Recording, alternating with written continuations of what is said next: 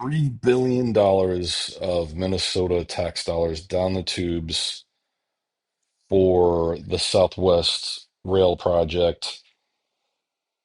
That's half of the deficit that's projected coming up. And not only is that the deficit for that, but it's going to cost more on the back end because it spreads crime around the city, causes more problems. It's just a huge residual loss of money to run this.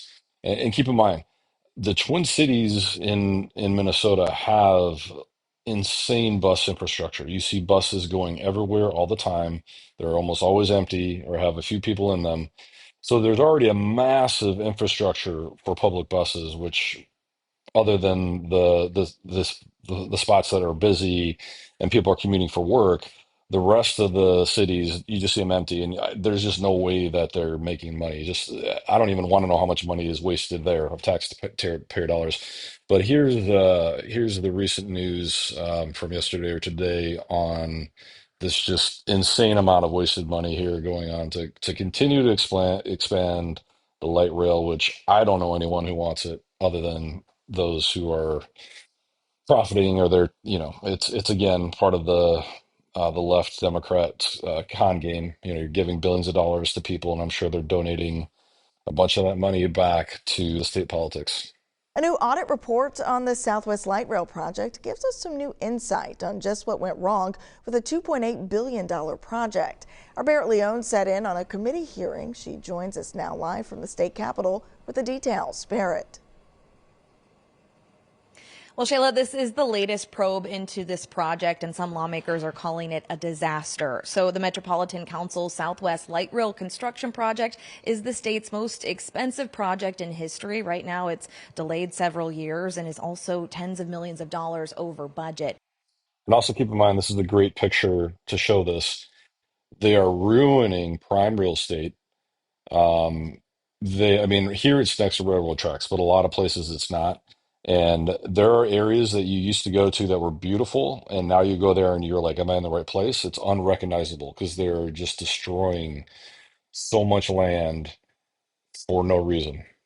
So today's report found instances of noncompliance and weaknesses in internal controls and areas of cost discrepancies, contaminated soils, and security. Metropolitan Council's chair defended and even agreed to report findings, claiming they've made efforts to right their wrongs, but lawmakers aren't buying it. We heard harsh comments from both Republicans and DFLers. It's reigniting calls for Metropolitan Council reform.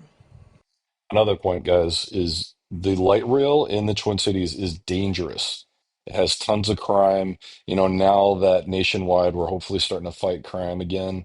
But it is a blue cities. I don't know if, I guess technically we're probably a sanctuary city as well. And there are homeless on the light rail.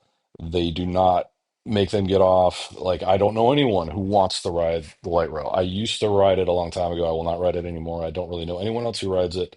So just imagine billions of dollars spent, no one's writing on it except for criminals and homeless people. And I mean, other than like, a Twins game or whatever, if there's a major gathering in the cities, yes, it's used, but is it worth the cost? I can't imagine by any stretch of the imagination it's worth the taxpayer dollars. I will certainly say that this project was never a $2 billion project. It was under budgeted for what the true cost is. There's a big problem in the Met Council, the way they conduct business, spending other people's money.